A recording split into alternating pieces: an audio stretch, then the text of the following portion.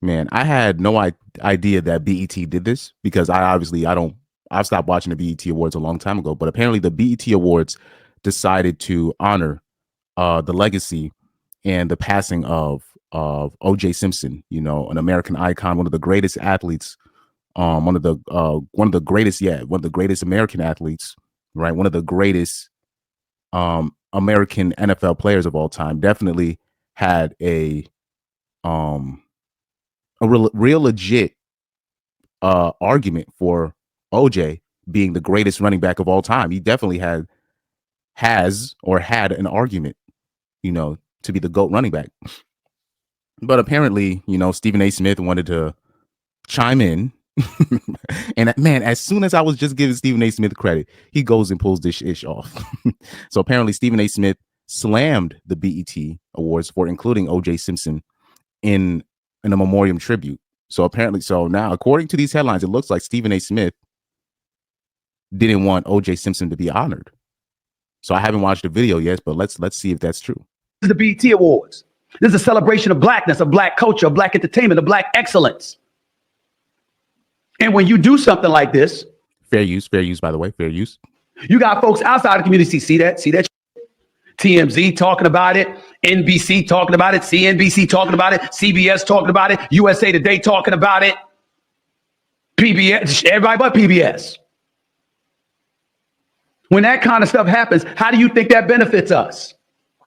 And that's a story that we don't get into nearly as much as we should. Did it ever occur to anybody to remind yourself of the responsibility we have? I'm not blaming any of the folks there in the audience. They didn't know. And even though BET is owned by Paramount, it's still BET. Black folks everywhere, all up in there. This is the BET Awards. Okay, let's go to the next slide. And that's what we celebrate. We, as a community, are going to be held accountable for that. Subliminally, subconsciously. People going to look at us with raised eyebrows and think as a community, oh, you down with that? You cool with that? That's what you celebrate.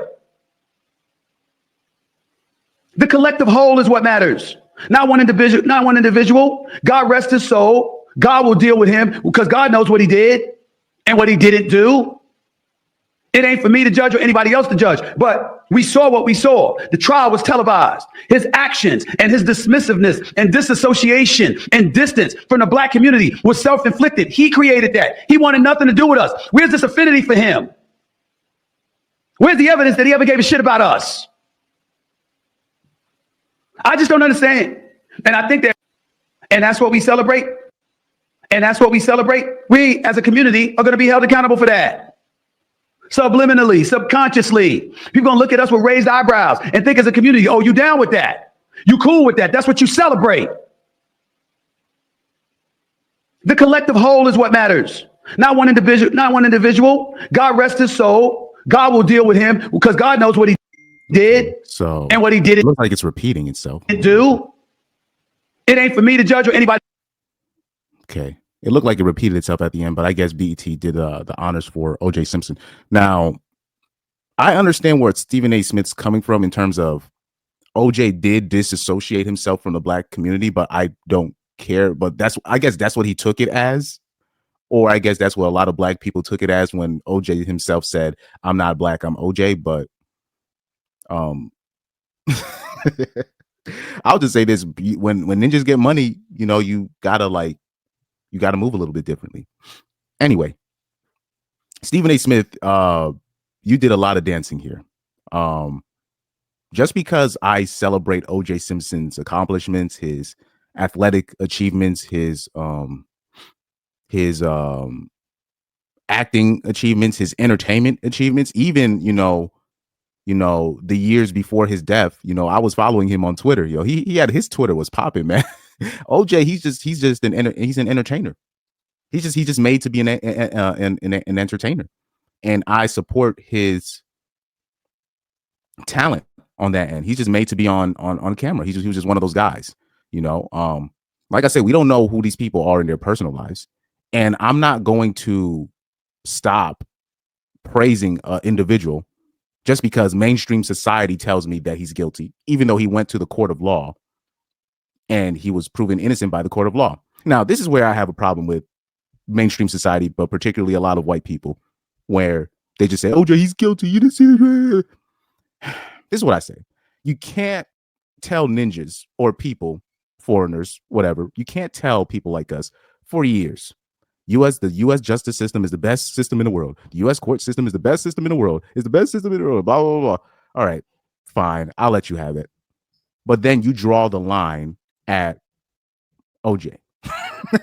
You draw. So OJ Simpson is the one person that you think is the reason why you think the system is broken.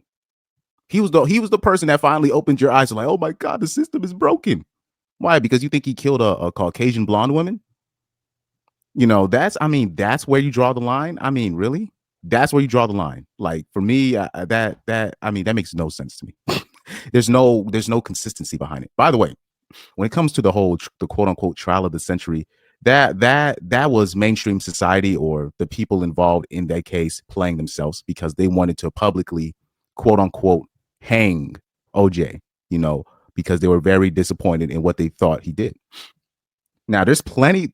What people don't understand is when you actually look back in the trial, there's actually plenty of evidence to show that he probably didn't do it, or if he did do it, he wasn't alone.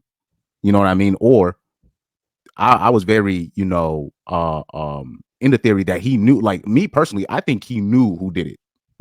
Like me personally, the more like my updated stance on that case is he knows he did. Who he knows whether he did it or somebody else did it, and he was covering for somebody else. I believe he knows. You know what I mean? Like it's like that's what I think. And he probably took the fall for somebody that he knows that did it. And I don't want to get into that. I've already talked about that. You know what I mean? But you even had, I'm talking about prominent, even black conservatives, like prominent black people, like, well, Nicole was a prominent crackhead. Like the way they kind of make Nicole kind of look like this whole, angel and whatnot. Like, no, these were crackheads, including OJ. But I'm just saying, like, Nicole, Ron Goldman, these people, they were druggies, they were crackheads. They probably owed, and this was well known that they owed money. The restaurant that they were connected into, like these, when you actually start looking into the names, the people connected to the case, there's actually plausible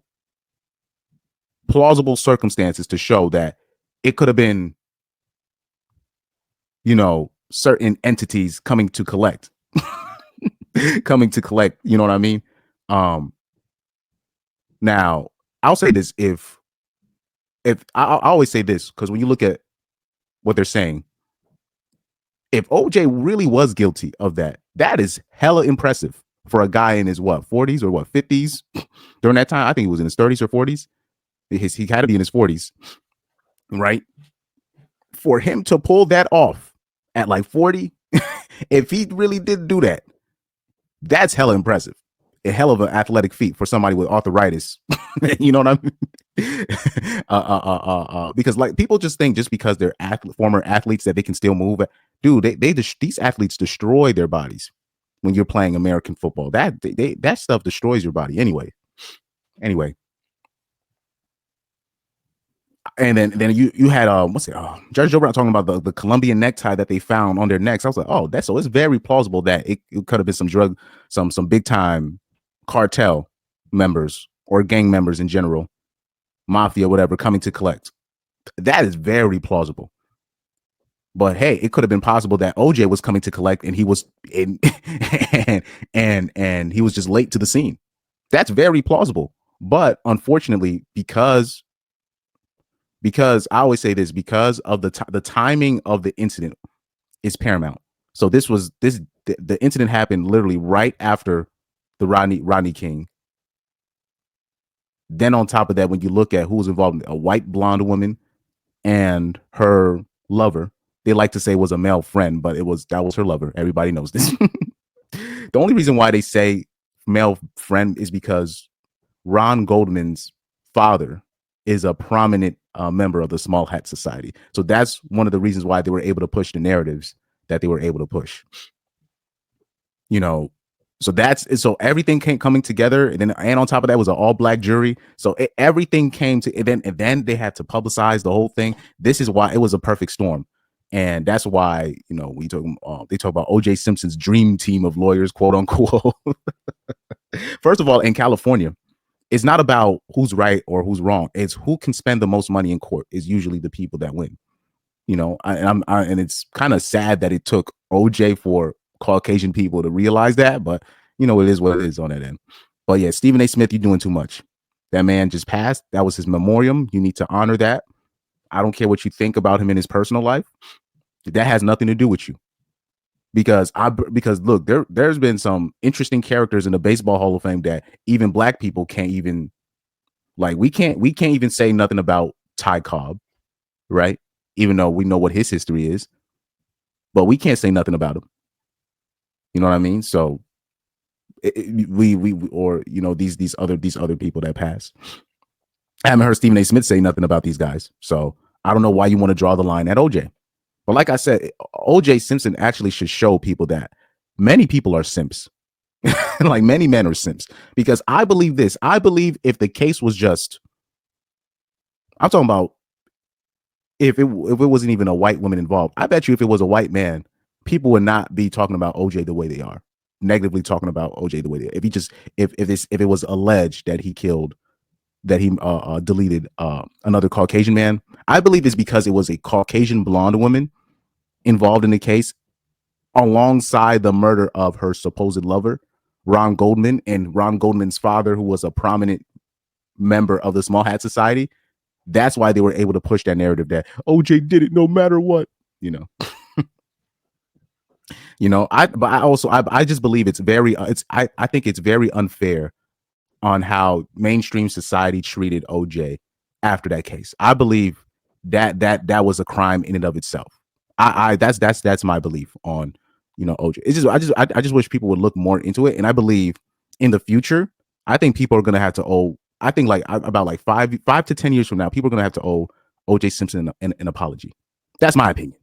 That's my opinion. I could be wrong on that, but I really believe I'll say 5 to 10 years from now. Give it 5 to 10 years, people are gonna have to owe OJ Simpson an apology.